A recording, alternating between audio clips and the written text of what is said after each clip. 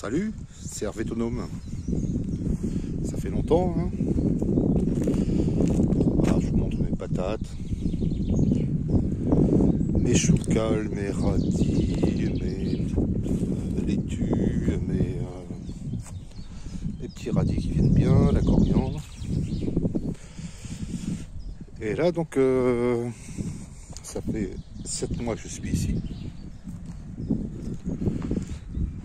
Et donc, il y a 15 jours, 3 semaines, les ajoncs étaient magnifiques, très jaunes et tout, c'était magnifique. Et là, c'est les genêts qui prennent leur lait, donc j'adore, c'est vraiment très très beau, ça me fait plaisir. Et le fait aussi que j'étais envahi par les ragondins, donc j'avais un sol qui était vraiment comme un terrain de golf en fait, plus mes moutons qui prenaient le relais.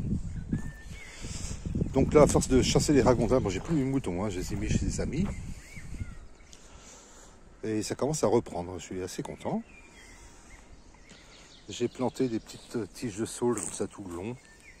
Hein, pour que, en fait, ce que je veux faire, c'est que la végétation reprenne sur les berges pour maintenir les berges. Hein. Parce que voilà, vous voyez ce que font les ragondins. Je vous montrerai à marée basse d'ici quelques semaines quand l'eau aura descendu. Donc, je bouche les trous de ragondins avec des cailloux comme je peux. Mais il y en a plein le long. Là. Voilà les petites tiges de saule que je plante.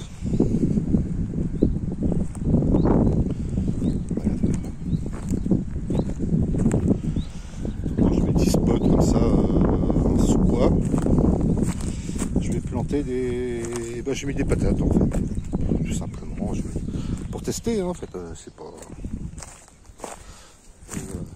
Voilà. Ça démarre, vous voyez, en sous-bois, voilà, j'en ai mis partout, là, hein, partout, donc on verra, ce sera peut-être pas le meilleur spot, mais enfin bon, c'est pas grave. J'en ai mis tout le long aussi, là par exemple. J'ai fait des repères parce que quand j'ai mis de la paille, là c'est les seuls endroits où ça n'a pas démarré, ça n'a pas levé encore. C'est le seul endroit où ça n'a pas démarré. Voilà, bon, je suis content. Les genêts sont magnifiques. Ça coûte encore un petit sol que j'ai mis là. Là, je ramasse du bois tous les jours. Ça tombe des arbres. Petites fleurs, petits genêts. Alors j'ai un passage de ragondins là, ils sont vraiment actifs là. Enfin j'en ai 2 le matin, 2, 3 le matin. Et ils sont là. En fait, j'ai trouvé leur passage. Donc tout à l'heure j'ai installé le piège. On verra. On verra si ça marche. Parce que dès que je les vois, j'essaye de les plomber. Et du coup ils partent comme des fous en courant. Donc peut-être que s'ils partent comme des fous en courant, ils vont pas se poser des questions, ils vont s'engouffrer dans les pièges. Donc voilà, donc là c'était vraiment la catastrophe parce qu'en fait, même les joncs, j'en avais plus, quoi. Ils étaient rasés, mais rasés, ras la gueule. Tout redémarre. Voilà, les joncs redémarrent. Et j'ai encore un passage de... Voilà. On voit très bien un passage de ras, là.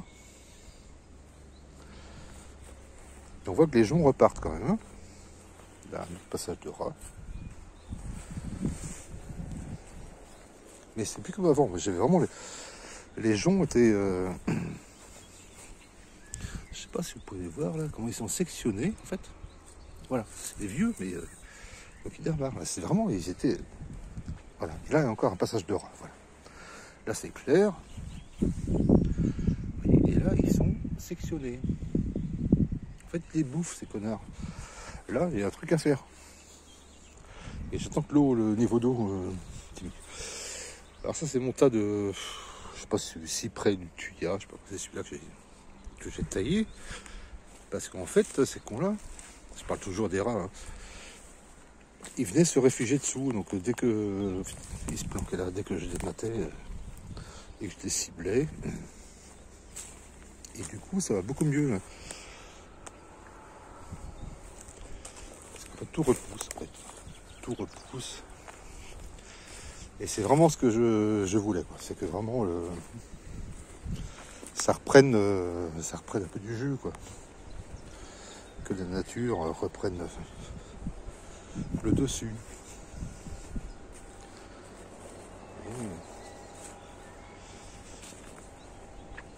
Donc là, pour vous montrer, c'est des vaches qui sont échappées du champ d'à côté, qui étaient passées là. Et elles ont effondré l'an dernier. Enfin, ça fait que 7 mois que je suis ici. C'était l'an dernier. Elles avaient effondré avec leurs pattes les trous de ragondin. Donc j'ai bouché ça.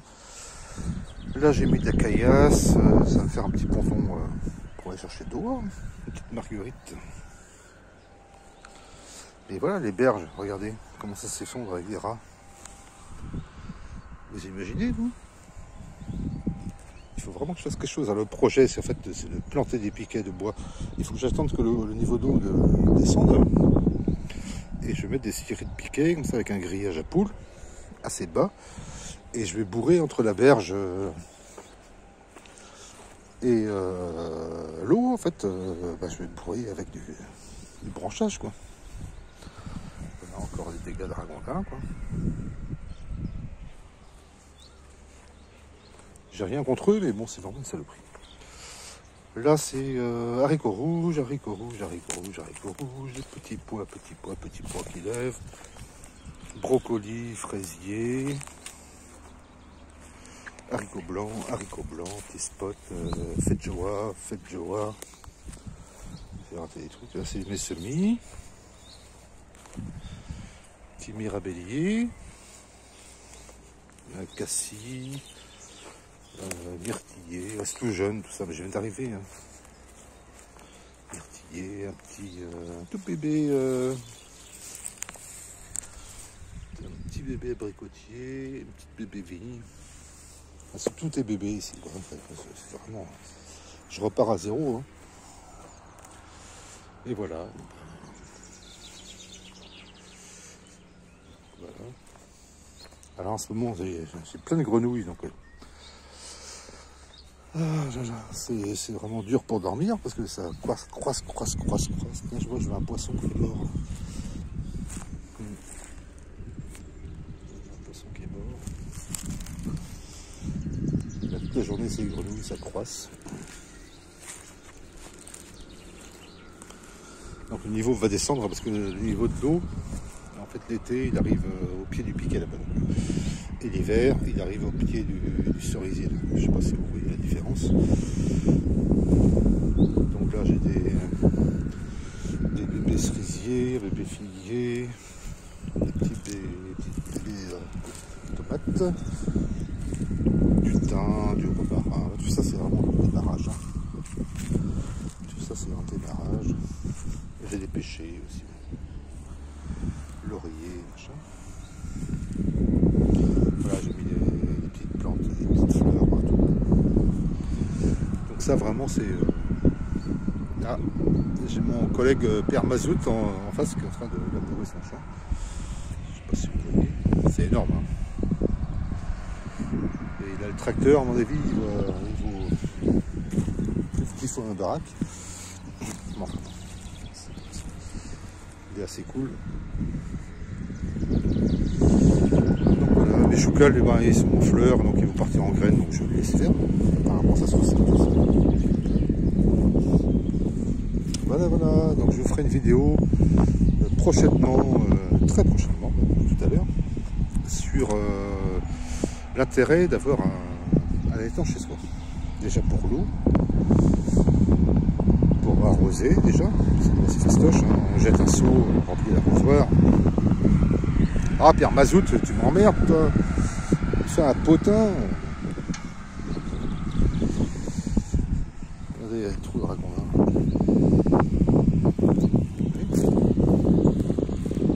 Ça va sous les berges partout. C'est ça.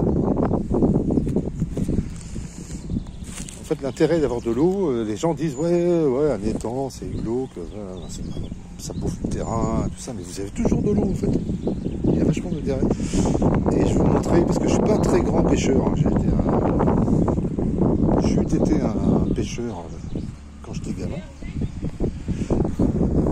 Les iris, ils commencent à donner. Et voilà, donc l'intérêt de l'eau, en fait, c'est de pouvoir arroser. Et même, moi je filtre mon eau de pluie. Je refiltre derrière avec un perquet, quoi. Enfin, un perquet, quelque chose de similaire. Et en fait, ça peut faire de l'eau potable. Donc il y a cet intérêt-là. Et l'autre intérêt, bah, c'est de pouvoir manger, quoi. Parce que des poissons d'eau douce, c'est plus de protéines que de la viande. Donc voilà, je vais vous montrer dans une prochaine vidéo, si vous n'êtes pas trop grand pêcheur, comment vous pouvez vous démerder pour avoir du poisson. Pesquette. Hein, un petit peu de pesquette, comme disent les Bretons, pour mettre sur votre petit quoi? Les petits barbecues, les amis. Allez, je vous embrasse et à bientôt.